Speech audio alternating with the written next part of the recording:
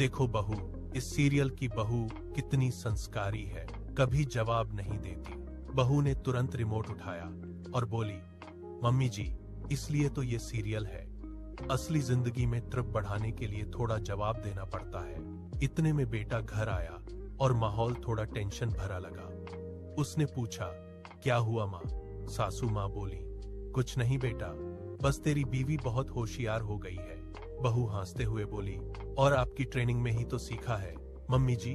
सासू माँ भी हंसी रोक नहीं पाई और उस दिन के बाद घर में मौन युद्ध खत्म होकर मजेदार तकरार शुरू हो गई, जहां ताने भी हंसी में बदल जाते थे।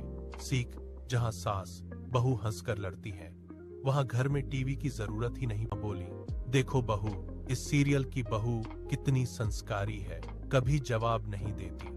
बहू ने तुरंत रिमोट उठाया और बोली, मम्मी जी, इसलिए तो ये सीरियल है। असली जिंदगी में ट्रिप बढ़ाने के लिए थोड़ा जवाब देना पड़ता है।